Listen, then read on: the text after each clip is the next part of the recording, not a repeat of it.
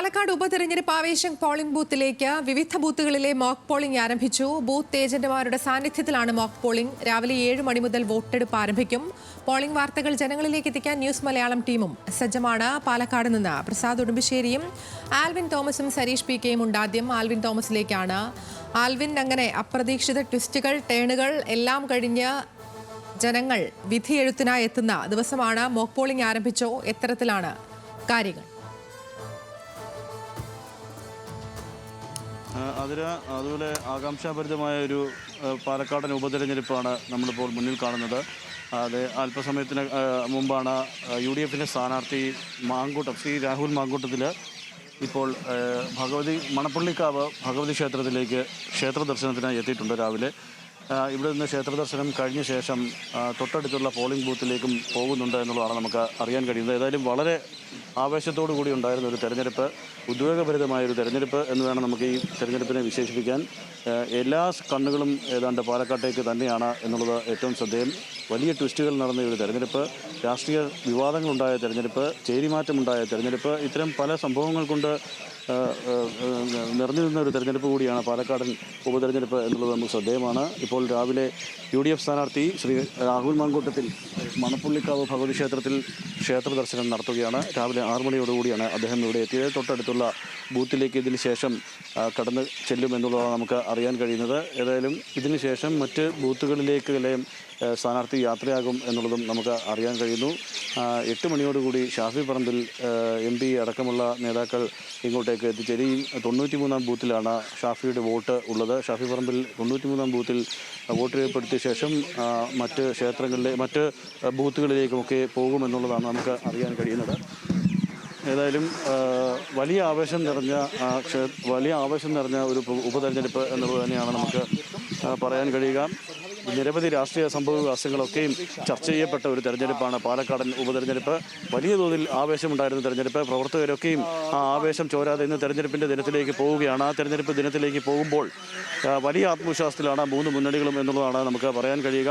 ഇന്നിപ്പോൾ രാവിലെ UDFിൻ്റെ സ്ഥാനാർത്ഥി രാഹുൽ മാങ്കൂട്ടത്തിൽ മണപ്പുള്ളിക്കാവ് ശ്രീ ഭഗവതി ക്ഷേത്രത്തിലേക്ക് ഇപ്പോൾ ക്ഷേത്ര ദർശനത്തിനായി എത്തിയിട്ടുണ്ട്. ഈ ദർശനം കഴിഞ്ഞ ശേഷം പ്രാർത്ഥനയ്ക്ക് ശേഷമാകും അദ്ദേഹം ഇപ്പോൾ തൊട്ടടുത്തുള്ള 93, 94 2 പോളിംഗ് ബൂത്തുകളുണ്ട്. അവിടേക്ക് എത്തിച്ചേരും. 7 മണിയോടുകൂടി പോളിംഗ് നടപടികൾ ആരംഭിക്കും.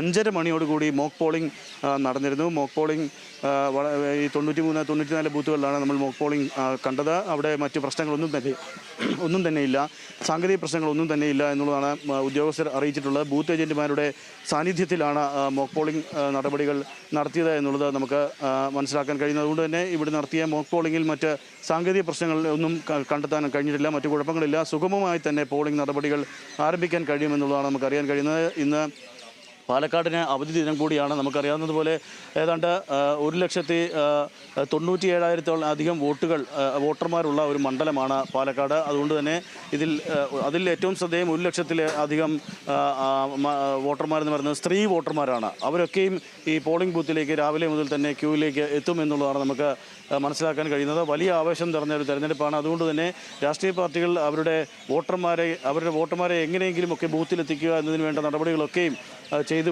വെച്ചിട്ടുണ്ട്. അതുകൊണ്ട് തന്നെ 3 മുന്നണികളും വലിയ ആത്മവിശ്വാസത്തിൽ തന്നെയാണ് ഈ പാലക്കാട് ഉപതെരഞ്ഞെടുപ്പിലേക്ക് ഉപതെരഞ്ഞെടുപ്പ് ദിനത്തിലേക്ക് കടക്കുന്നതെന്ന് വേണം നമുക്ക് ഈ ഘട്ടത്തിൽ പറയാൻ. അല്പസമയം മുമ്പാണ് UDFിൻ്റെ സ്ഥാനാർത്ഥി ഒരു ക്ഷേത്ര ദർശനത്തിനായി ഇവിടെ എത്തുകയും മണപ്പുള്ളിക്കാവ് ഭഗവതി ക്ഷേത്രത്തിലേക്കാണ് ക്ഷേത്ര ദർശനത്തിനായി രാഹുൽ മാങ്കൂട്ടത്തിൽ എത്തിയിട്ടുള്ളത്. രാഹുൽ ഇറങ്ങിയ ശേഷം ഒരു പ്രതികരണം നമുക്ക് ഉണ്ടാകുമെന്ന് മനസ്സിലാക്കാൻ കഴിയുന്നു. ഇതിനുശേഷം ഇവിടെ തന്നെ LDFിൻ്റെ സ്ഥാനാർത്ഥി P. സെന്നും ക്ഷേത്ര ദർശനത്തിനായി എത്തുന്നുണ്ട് എന്നുള്ളതാണ് നമുക്ക് മനസ്സിലാക്കാൻ കഴിയുന്നത്. ഏതായാലും വളരെ വാശിയേറിയ ഒരു തെരഞ്ഞെടുപ്പിലേക്കാകും ഇത് പോവുക.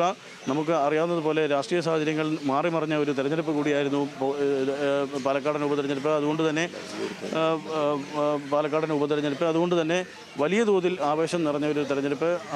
പ്രവർത്തകരൊക്കെയും വലിയ ആവേശത്തിലാണ്. 3 പാർട്ടികളുടെയും പ്രവർത്തകർ ഇന്ന് കൂടുതൽ പരമാവധി ആളുകളെ അവർ ബൂത്തിലേക്ക് എത്തിക്കുന്നതിന് വേണ്ട നടപടികളൊക്കെയും നടത്തും എന്നുള്ളത് നമുക്ക് ഈ ഘട്ടത്തിൽ മനസ്സിലാക്കാൻ കഴിയുന്നു. ഏതായാലും പാലക്കാട് ഉപതെരഞ്ഞെടുപ്പിൻ്റെ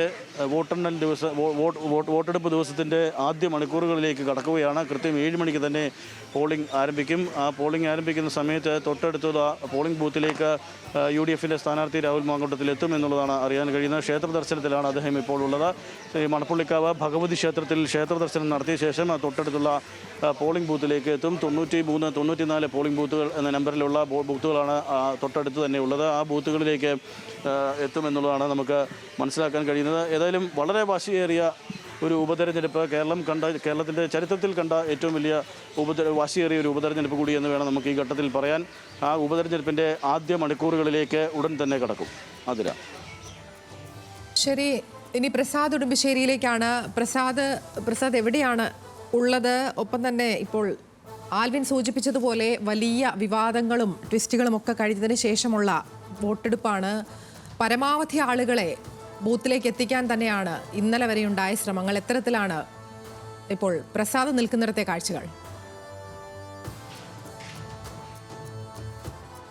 അതിന് ഞാൻ നിൽക്കുന്നത് ബൂത്ത് നമ്പർ 73 ഇത് ഇവിടെ 430 വോട്ടർമാരാണുള്ളത്. ഇതിൽ എടുത്തു പറയേണ്ടത് BJP ജില്ലാ പ്രസിഡന്റ് KM ഹരിദാസ് ഉൾപ്പെടെ വോട്ട് രേഖപ്പെടുത്തുന്നത് ഇവിടെയായിരിക്കും. പക്ഷേ നമുക്കറിയാം, ഈ ഇരട്ട വോട്ട് വിവാദവുമായി ബന്ധപ്പെട്ടുകൊണ്ട് നടന്നിട്ടുള്ള വിവാദങ്ങളിൽ പെട്ട ഒരു ബൂത്ത് കൂടിയാണ്. ഇവിടെ നിരവധി ആളുകൾക്ക് ഇരട്ട വോട്ട് ഉണ്ട് എന്നുള്ളതാണ് LDFും കഴിഞ്ഞ ദിവസം CPM എല്ലാം തന്നെ ആരോപിച്ചിട്ടുള്ളത്. ഇവിടെ ഇപ്പോൾ മോക്ക് പോളിംഗ് നടപടികൾ ഏറെക്കുറെ പൂർത്തിയാക്കി കഴിഞ്ഞു. ബൂത്ത് ഏജന്റുമാരും ഉദ്യോഗസ്ഥരുമെല്ലാം വോട്ടിങ്ങിനുള്ള ക്രമീകരണങ്ങൾ ഒരുക്കുന്ന തിരക്കിലാണ്. നേരത്തെ പറഞ്ഞതുപോലെ തന്നെ ഒരുപക്ഷെ പാലക്കാട് ഉപതെരഞ്ഞെടുപ്പ് സമീപകാലത്തൊന്നും തന്നെ നമ്മൾ കേരളത്തിൽ ഇങ്ങനെ ഒരു ഉപതെരഞ്ഞെടുപ്പ് കണ്ടിരുന്നില്ല. അത്രയേറെ വിവാദങ്ങൾ, അതോടൊപ്പം തന്നെ രാഷ്ട്രീയ നീക്കങ്ങളെല്ലാം തന്നെ നടന്നിട്ടുള്ളതാണ്. തെരഞ്ഞെടുപ്പ് വിജ്ഞാപനം വന്ന അന്നു മുതൽ തന്നെ ഓരോ ദിവസവും പിന്നീട് പാലക്കാട് ഉപതെരഞ്ഞെടുപ്പുമായി ബന്ധപ്പെട്ടുകൊണ്ട് വലിയ തോതിലുള്ള രാഷ്ട്രീയ മാറ്റങ്ങളും അതോടൊപ്പം വലിയ വിവാദങ്ങളും ഉണ്ടായി എന്നുള്ളത് തന്നെയാണ് ഇതിൽ പറയുന്നത്. അതുകൊണ്ട് തന്നെ ഇത് പോളിംഗിനെ എത്രത്തോളം അത് ബാധിക്കും, കൂടുതൽ പോളിംഗ് ഉണ്ടാകുമോ എന്നുള്ളതെല്ലാം തന്നെയാണ് നമുക്ക് നോക്കേണ്ടത്. കഴിഞ്ഞ പോളിംഗ് ശതമാനം കുറഞ്ഞിരുന്നു. പാലക്കാടിനെ സംബന്ധിച്ചിടത്തോളം അത്രയേറെ വാശിയേറിയ ഒരു മത്സരം നടക്കുന്ന മണ്ഡലമാണ്. ത്രികോണ മത്സരം നടക്കുന്ന ഒരു മണ്ഡലത്തിൽ പരമാവധി വോട്ടർമാരെ കൊണ്ടുവരാനുള്ള ശ്രമം 3 മുന്നണികളും അവരുടെ ഭാഗത്ത് നിന്ന് ഉണ്ടായിട്ടുണ്ട്. ഇപ്പോൾ NDA എല്ലാം തന്നെ മറ്റ് സംസ്ഥാനങ്ങളിൽ, കേരളത്തിന് പുറത്ത്, പാലക്കാടിന് പുറത്ത് ജോലി ചെയ്യുന്ന ആളുകൾക്ക് വോട്ട് ചെയ്യാൻ വേണ്ടി പ്രത്യേക വാഹനങ്ങൾ എല്ലാം ഒരുക്കിയിട്ടുണ്ട്. ബാംഗ്ലൂരും അതോടൊപ്പം ചെന്നൈയിലുമെല്ലാം ജോലി ചെയ്യുന്ന ആളുകൾക്ക് അവർക്ക് വോട്ട് ചെയ്ത് തിരിച്ചു പോകാനുള്ള ക്രമീകരണങ്ങൾ ഒരുക്കിയിട്ടുണ്ട്.